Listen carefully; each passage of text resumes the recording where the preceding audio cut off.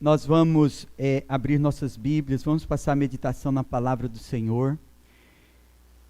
Convido os irmãos para abrirem suas Bíblias no Evangelho de nosso Senhor Jesus Cristo, segundo, não é bem assim que anuncia o Evangelho de João.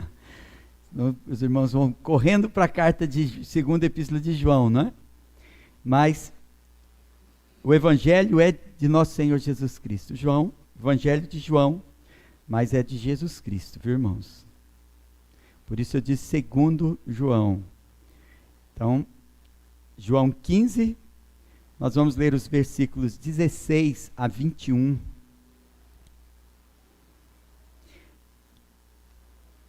A beleza do texto de João chega às exortações e às consolações de Jesus Cristo nessa admoestação que faz aos discípulos parecer poesia. João 15, 16 a 21. Mas não parece, pelo título, que nós vamos ter um encontro aqui com um texto poético, né? Porque o título é "O mundo não é bom lugar para um cristão". Isso é uma verdade, e a gente que é cristão sabe que nós devemos viver tendo a esperança e a expectativa de um novo mundo. E na doutrina da nossa união com Cristo, nós encontramos aqui muito fundamento nas palavras de Jesus, que nós vamos descobrir meditando nessa noite. Então os irmãos leiam comigo, João 15, 16 a 21. "Não fostes vós que me escolhestes a mim, pelo contrário, eu vos escolhi a vós outros, e vos designei para que vades e deis fruto, e o vosso fruto permaneça, a fim de que tudo quanto pedirdes ao Pai em meu nome, Ele vô-lo conceda. Isto vos mando, que vos ameis uns aos outros. Se o mundo vos odeia, sabei que primeiro do que a vós outros, me odiou a mim. Se vós fosseis do mundo, o mundo amaria o que era seu. Como todavia não sois do mundo, pelo contrário, dele vos escolhi, por isso o mundo vos odeia. Lembrai-vos da palavra que eu vos disse: não é o servo maior do que seu senhor. Se me perseguiram a mim, também perseguirão a vós outros. Se guardaram a minha palavra, também guardarão a vossa. Tudo isto, porém, vos farão por causa do meu nome, porquanto não conhecem aquele que me enviou." Amém. Vamos orar mais uma vez. Senhor Deus, obrigado, Senhor Deus, pela tua palavra.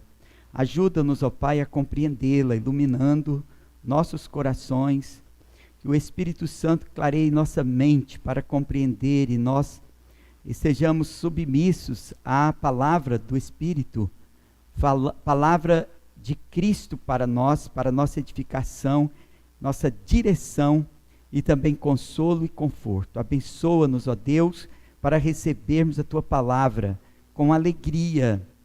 E a mesma palavra, Senhor Deus, seja nas tuas mãos, para cumprir o propósito designado pelo Senhor, pois cremos que a tua palavra não voltará vazia, mas cumprirá o propósito que bem lhe apraz.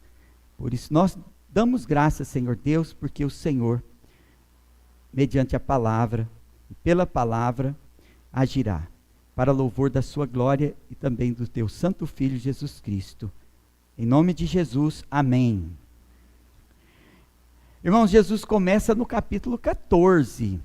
Ele começa a consolar os discípulos, ele faz promessa de morada celestial, ele promete outro consolador.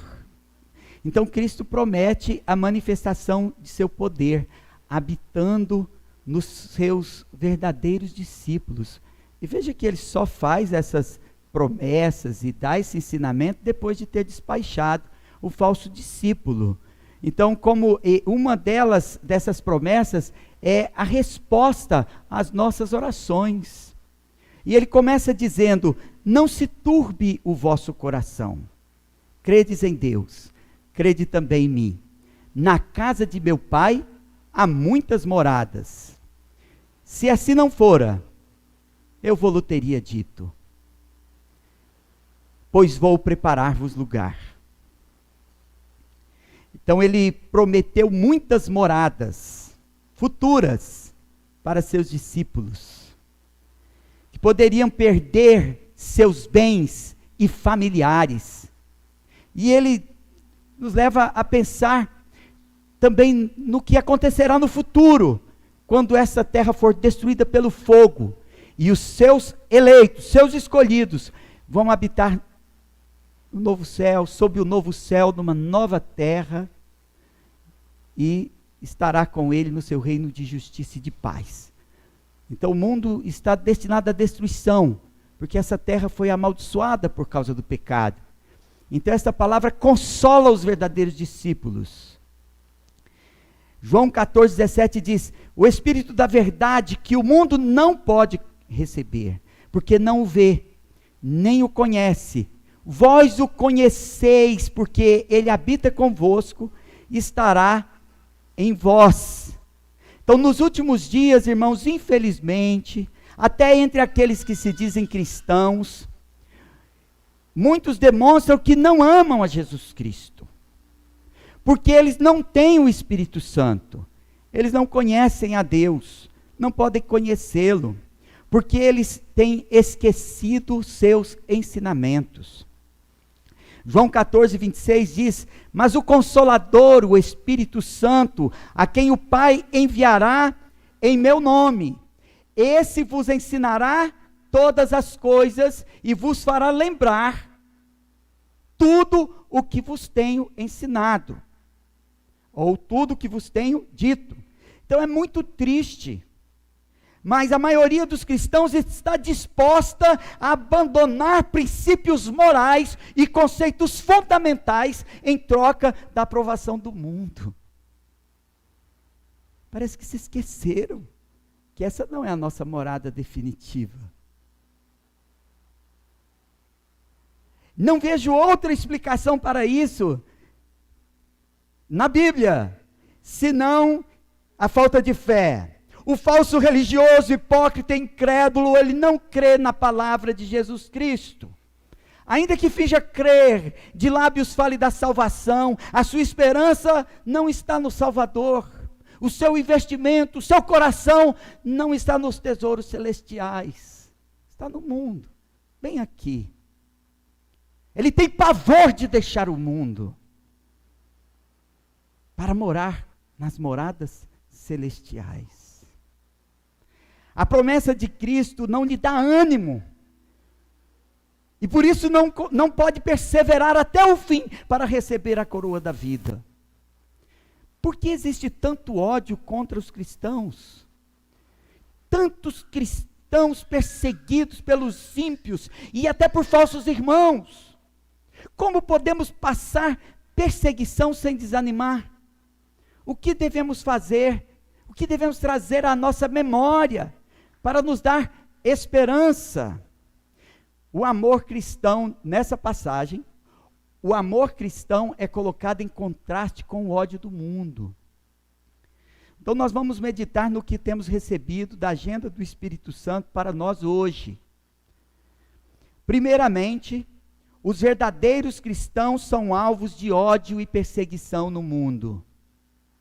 Segundo, os cristãos devem viver com paciência sob perseguição. Terceiro, a perseguição deve nos lembrar que temos um tesouro no céu. Então nós vamos meditar na primeira lição do Espírito Santo para nós hoje. Os verdadeiros cristãos são alvos de ódio e perseguição no mundo. Se fosse fácil, Jesus Cristo não precisava prometer um lugar melhor, mais feliz. Se fosse fácil, Jesus Cristo não poderia ou não precisaria consolá-los com a promessa do Espírito Santo e do poder para passar pela perseguição. Se fosse fácil ser cristão, esse mundo poderia ser um mundo melhor, mais feliz. Mas nós estamos diante da realidade aqui descrita nos versos 16 a 18. E eu quero ler novamente com os irmãos, porque se eu não conseguir explicar bem, irmãos, pelo menos os irmãos leram de novo e poderão entender com a ajuda do Espírito Santo. Veja o que diz a palavra do Senhor: não fostes vós que me escolhestes a mim, pelo contrário, eu vos escolhi a vós outros, e vos designeis para que vades e deis fruto, e o vosso fruto permaneça, a fim de que tudo quanto pedirdes ao Pai em meu nome, Ele vos conceda. Isto vos mando, que vos ameis uns aos outros. Se o mundo vos odeia, sabei que primeiro do que a vós outros, me odiou a mim. Veja o que ele diz: não fostes vós que me escolheste. Então Jesus declara ainda mais claramente que não se deve atribuir o próprio mérito deles, ou ao próprio mérito deles, mas à sua graça, o fato deles terem sido escolhidos. Claramente, nada foi obtido por habilidade ou esforço pessoal deles.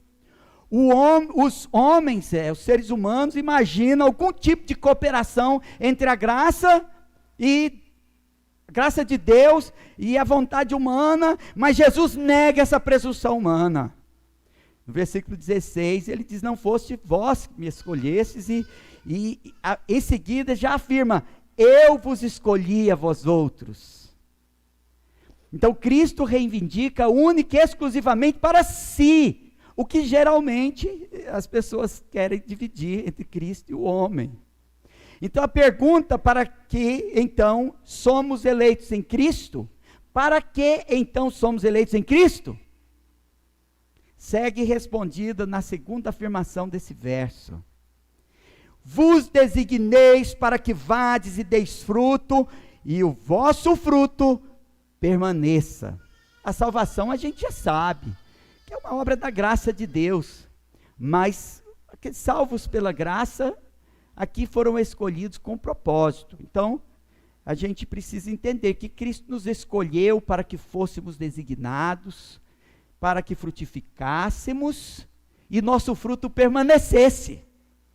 Então nós confirmamos que o ser humano por si só, ele não se move a buscar a Cristo, servi-lo, enquanto não for por ele buscado, designado e capacitado. Então, logo provém da graça soberana a designação e também o poder, para que, João 15,16, segunda parte, deis fruto e o vosso fruto permaneça. Então, no contexto próximo desta passagem, Jesus fala do ofício apostólico. Todo texto tem que ser entendido dentro do seu contexto, irmãos.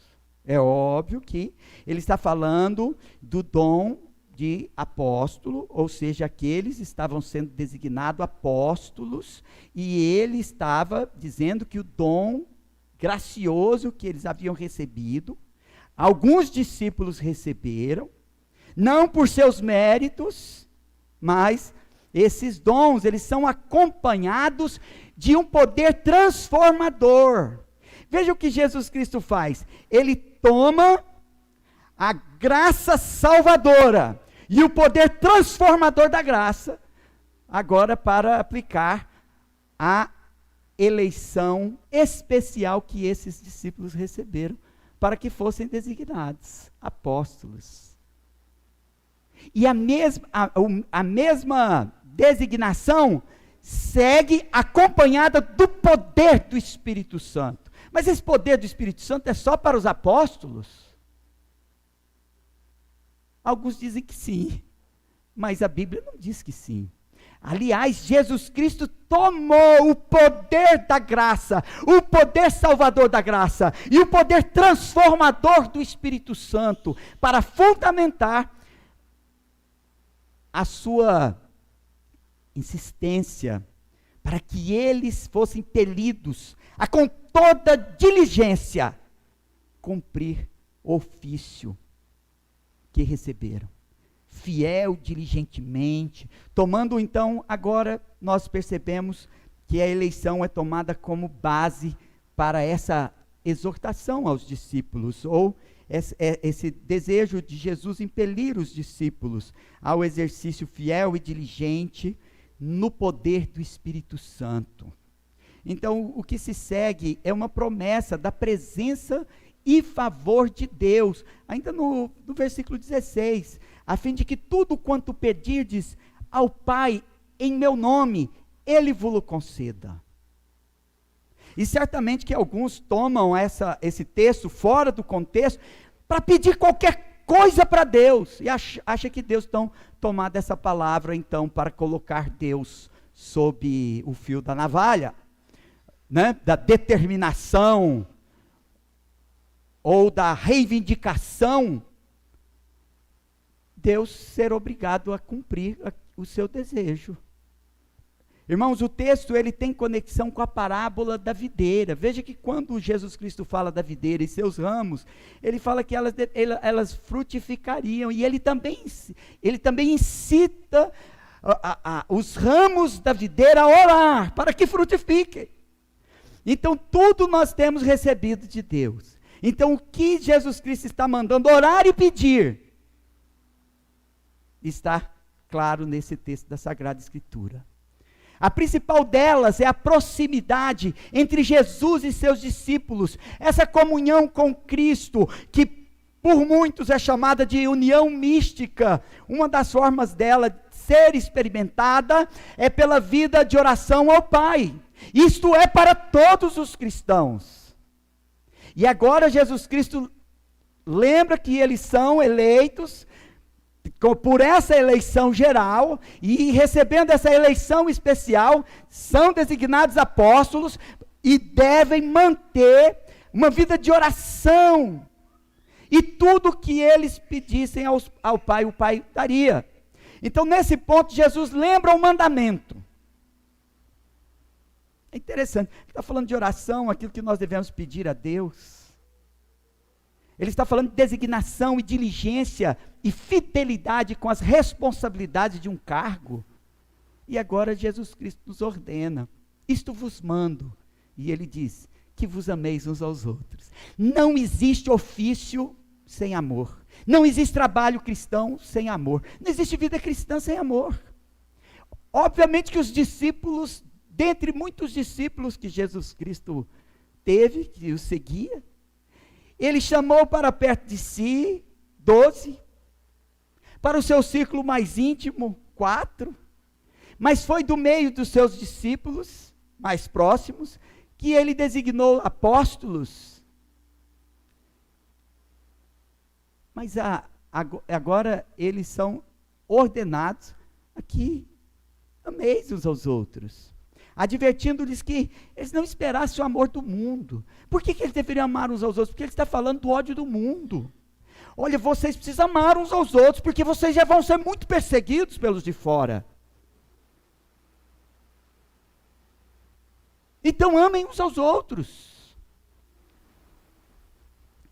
Exercite o mútuo amor uns aos outros.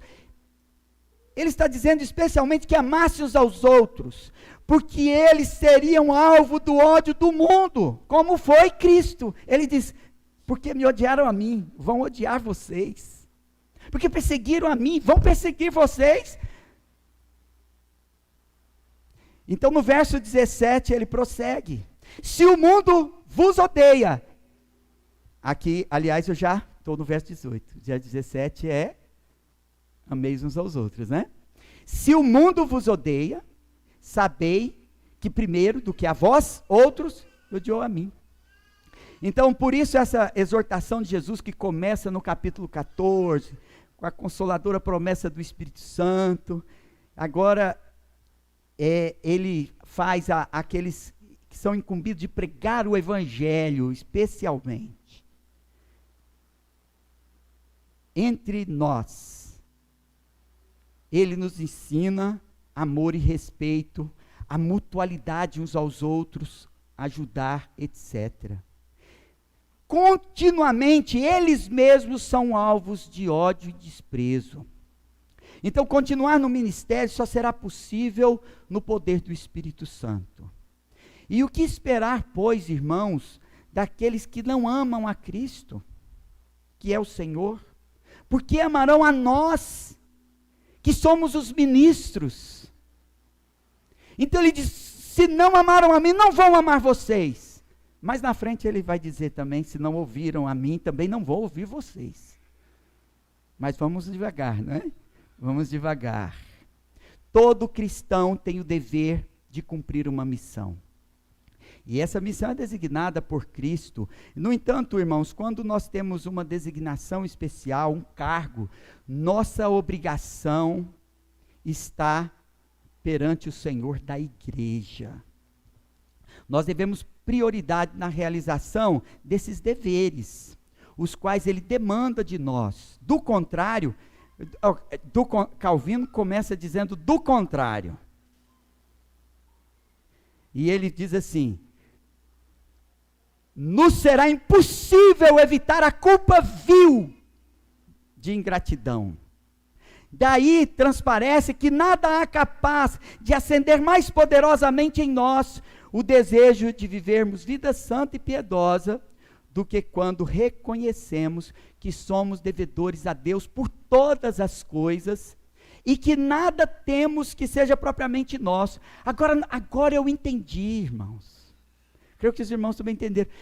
Ele está usando a graça maravilhosa da salvação, uma eleição com a qual nós fomos alcançados, fomos escolhidos, para sermos resgatados do mundo destinado ao fogo consumidor, destruidor, quando ele vier com o seu reino, nas nuvens, com poder e muita glória.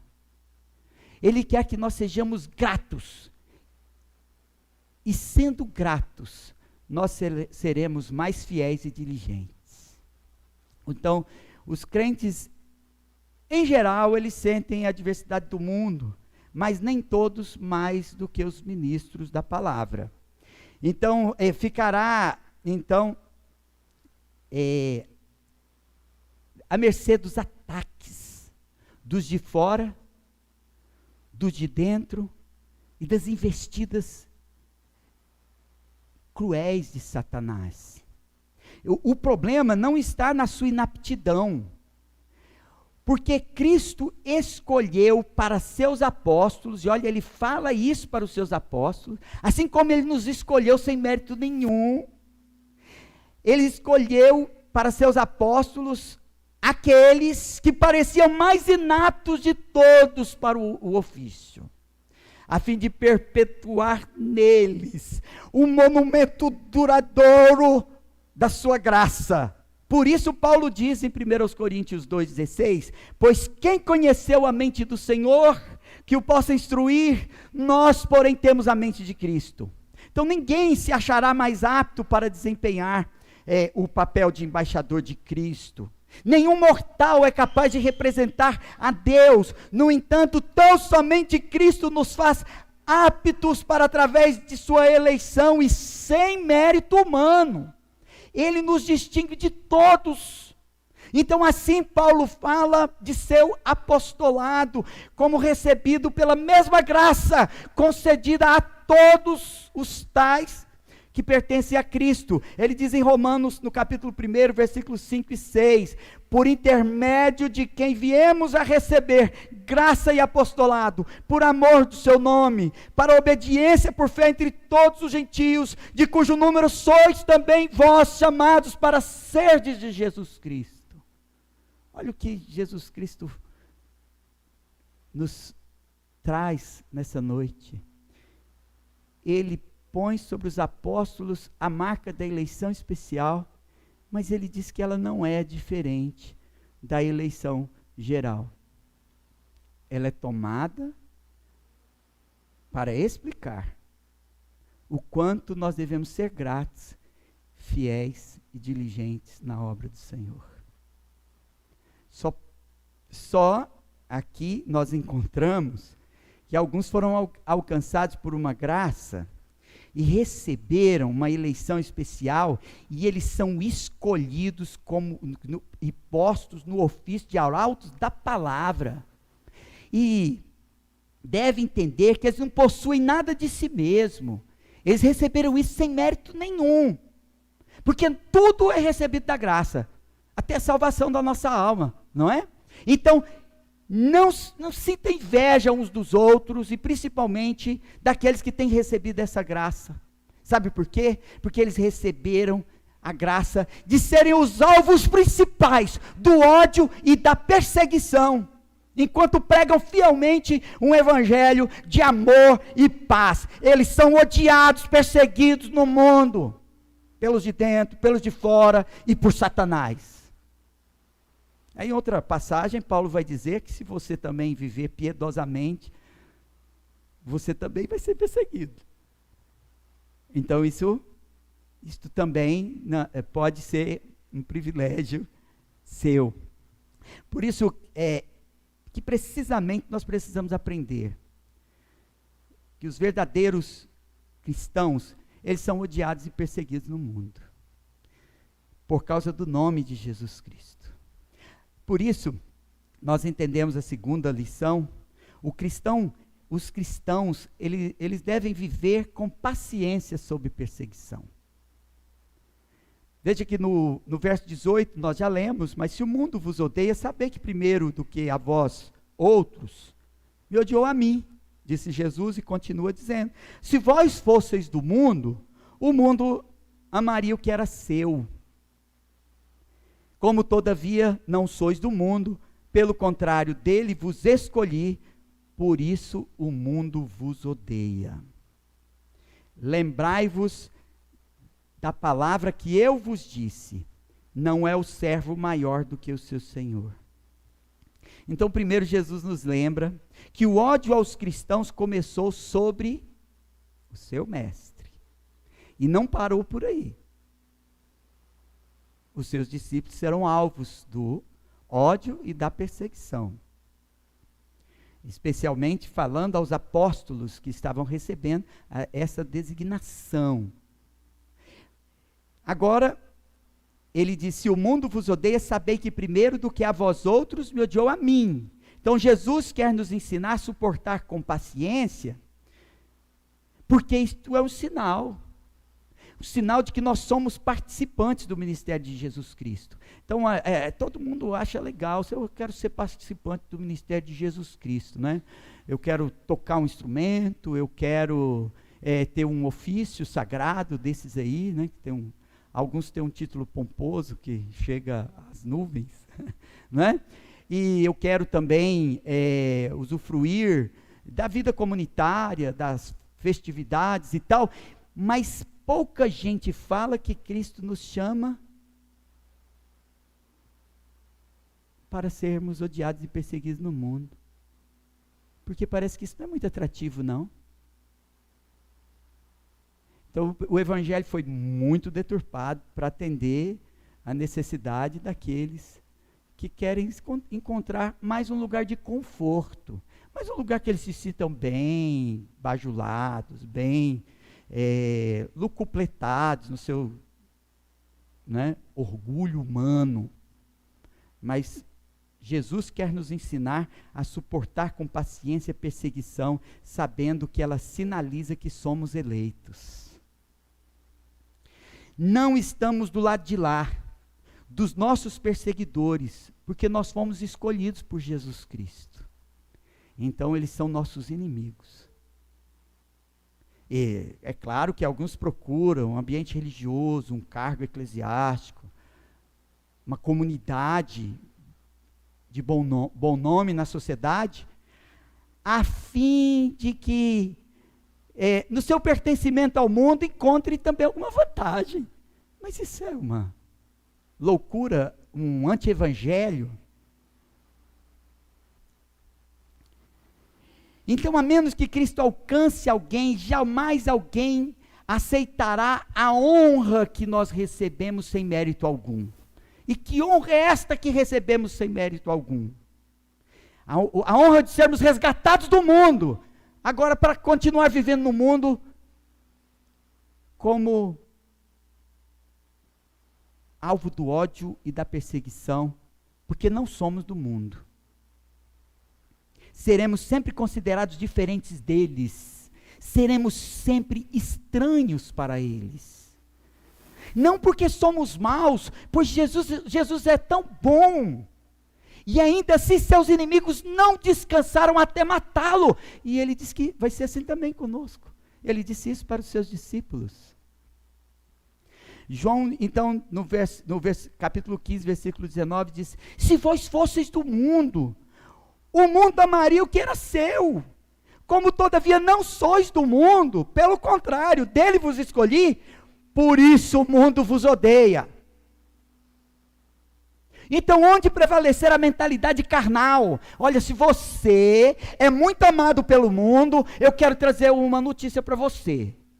Você tem a mentalidade do mundo. Porque o mundo elogia as suas ideias. Mentalidade do mundo. O mundo não ama o que não é dele. Se a sua mentalidade é do céu, o mundo vai odiar. Se o seu vocabulário se adequa ao mundo, você tem um vocabulário muito porco. Porque o vocabulário do crente não se adequa ao mundo.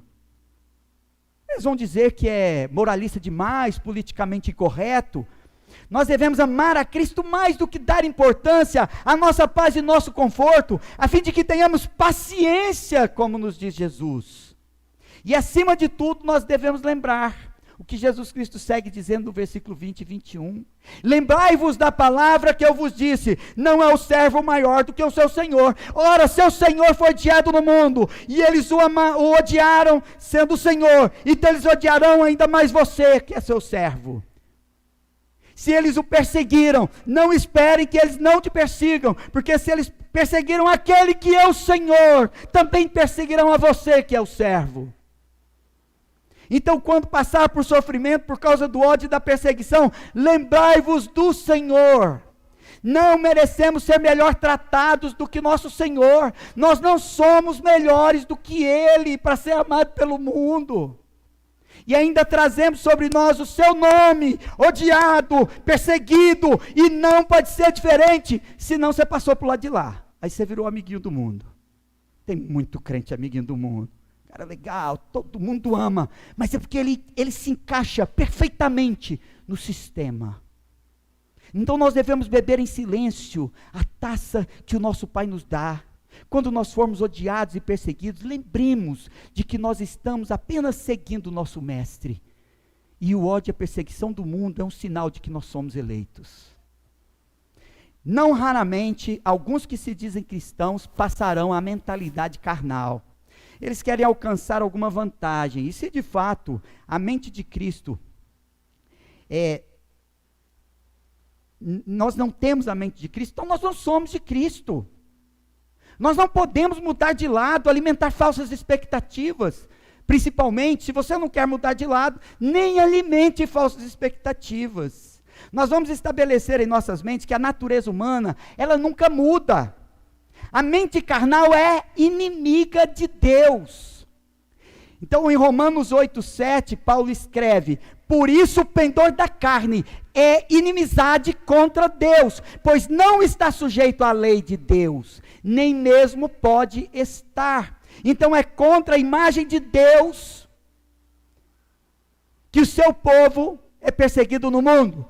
O mundo vem contra eles com grande fúria. Nenhuma santidade de vida ou conduta jamais impedirão que pessoas perversas odeiem os servos de Deus. Porque eles odiaram o mestre, irrepreensível.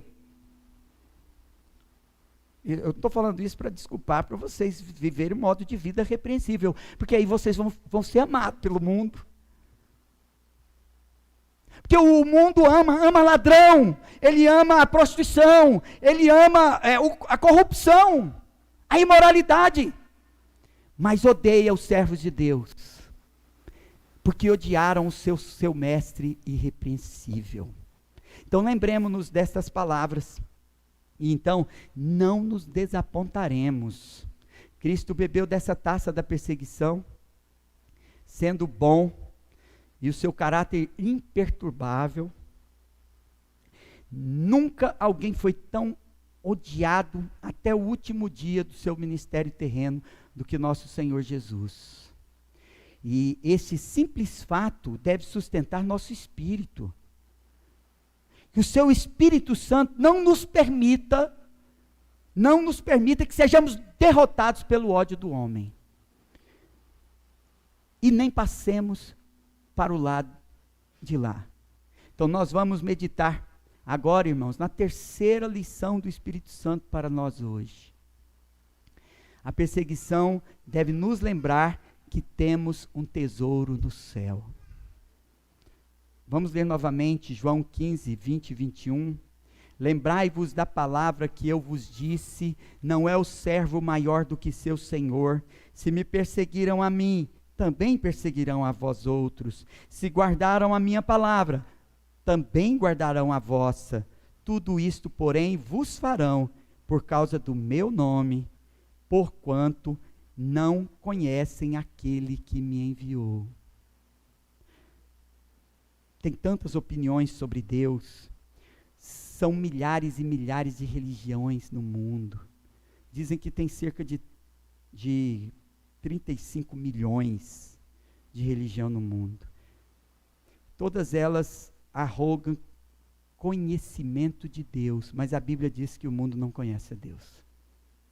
E eu creio na Bíblia, o mundo não o conhece.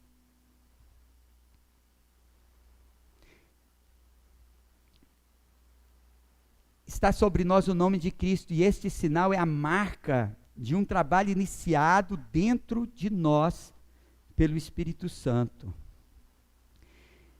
Esse trabalho nunca pode ser derrubado.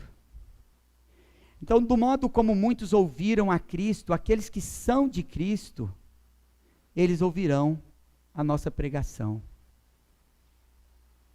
Do modo como muitos rejeitaram a Cristo, muitos ouvirão a nossa pregação e rejeitarão, porque rejeitaram a Cristo, foi isso que Cristo disse. No entanto, nós podemos recorrer a essa maravilhosa promessa que se acha no Evangelho de Lucas, no capítulo 6, nos versículos 22 a 23. Diz assim: bem-aventurados sois quando os homens vos odiarem, e quando vos expulsarem da sua companhia, vos injuriarem e rejeitarem o vosso nome como indigno, por causa do Filho do Homem. Regozijai-vos naquele dia e exultai, porque grande é o vosso galardão no céu, pois dessa forma procederam seus pais com os profetas. Veja que a religião do homem rejeita a Deus há muito tempo. E Cristo mesmo foi rejeitado no seu tempo. E por causa disso foi perseguido até a morte. E os seus discípulos também foram rejeitados por todo mundo e foram perseguidos. Grande galardão significa grande recompensa. Está falando do nosso tesouro no céu. Está falando de salvação por obras ou de mérito na nossa eleição. Mas está falando do nosso tesouro no céu, para passar então por sofrimento, por causa do ódio e da perseguição. Em vez de buscarmos prestígio no mundo, nome, bens, prazeres no mundo, nós devemos contemplar a esperança da nossa salvação, como sendo a coisa mais preciosa. A perseguição, ela não pode roubar do crente essa promessa. Ainda mais, irmãos, muitos dos nossos perseguidores, eles não sabem o que estão fazendo. Nós precisamos ter pena deles. Veja que em João 15, 21, João escreve: porquanto não conhecem aquele que me enviou. Então nós aprendemos com o nosso mestre, porque quando ele estava sofrendo, por causa dos seus algozes, ele intercedeu por eles. Não foi assim? Pai, perdoa-os porque eles não têm entendimento. Não é assim que Cristo disse? Eles não sabem o que fazem. Também Estevão, ele imita o seu Senhor na sua morte e intercede também por aqueles que o apedrejavam. Na esperança que alguns deles fossem salvos, e Paulo estava entre eles. A Escritura diz que depositavam suas capas aos pés de Saulo enquanto apedrejavam Estevão. Então, sua perseguição raramente nos prejudica, irmãos. A perseguição prejudica muito mais os perseguidores. O ódio envenena quem odeia e mata. Isso na caminhada acontece, mas nós temos promessa, eventos futuros, esperança da salvação eterna, e muitos perderam, e muitos não alcançarão essa esperança. Então, muitas vezes, a perseguição nos leva para mais perto de Deus, nos leva a ajustar os nossos passos, nos leva a um reconhecimento de que nós realmente erramos, pecamos. Embora o perseguidor, ele não vai perseguir o cristão por causa dos seus erros, ele vai perseguir o seu cristão na primeira oportunidade, mas é por causa do nome de Jesus Cristo. Então, nossa intercessão pode ser uma bênção para a alma dos nossos perseguidores, daqueles que nos odeiam. Então, a perseguição, em suma, é como a marca do ourives em prata e ouro reais. É uma das marcas dos convertidos. Fornece, então, a evidência de que nós somos nascidos de novo, que temos a graça em nosso coração, que somos herdeiros da glória. Não desmaiemos face ao ódio do mundo. Pensemos, então, na esperança para a qual Cristo nos marcou com seu sangue. Paulo só entendeu isso depois da perseguição, depois dos açoites, que ele disse: eu tenho as marcas de Cristo. Se é difícil suportar ódio e perseguição do mundo, irmãos, pior é viver sem esperança.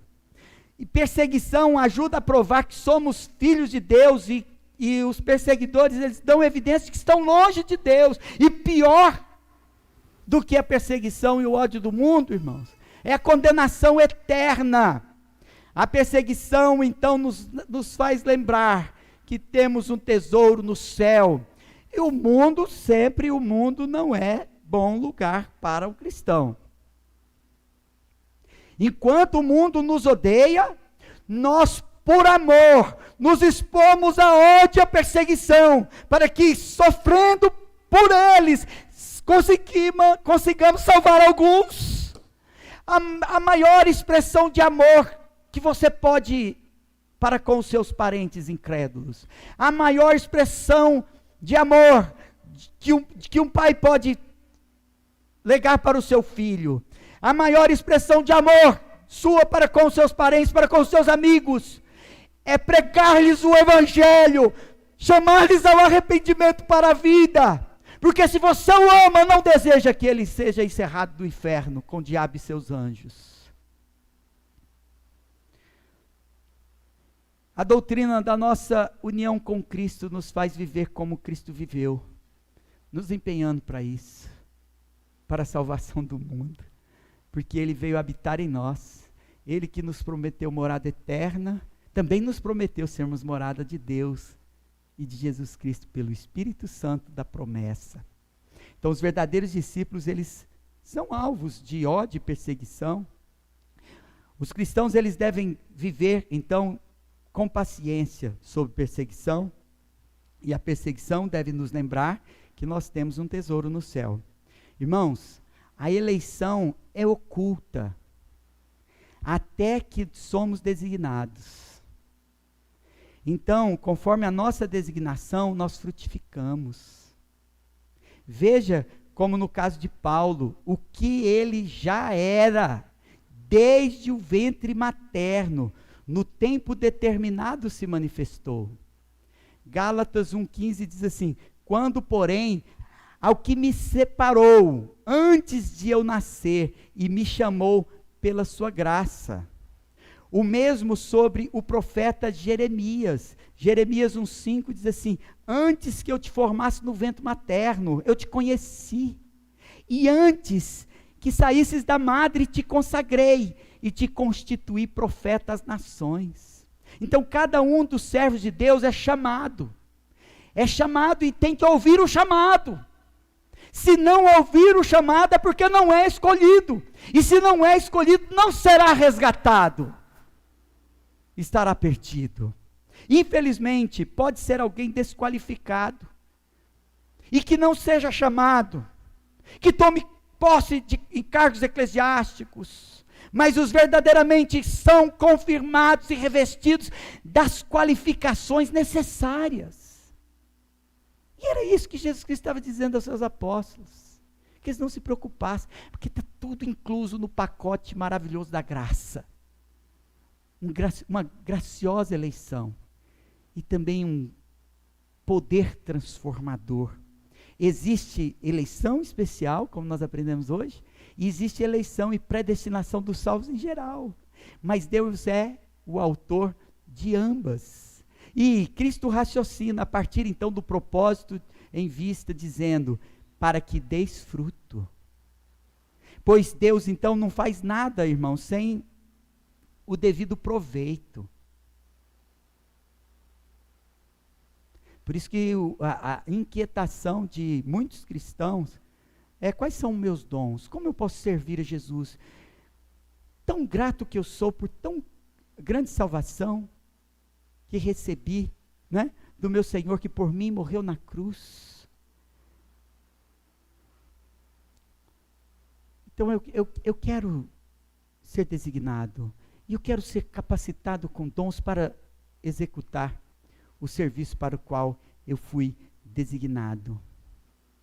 Ele nos ordenou que vos ameis uns aos outros. E o problema da falta de amor tem a ver com amor ao mundo.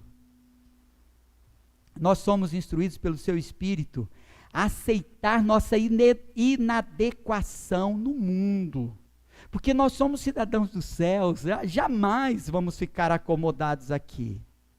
Nós sabemos que se fomos escolhidos por Deus, nós já pertencemos a esse mundo de Deus, se nós guardarmos essa palavra, como Jesus Cristo disse várias vezes, no capítulo 14, capítulo 13, capítulo 15, na primeira parte. É preciso também entender que o ódio contra Cristo emana de uma estupidez mental. Quando Deus não é conhecido, pois então, irmãos, a incredulidade cega as pessoas.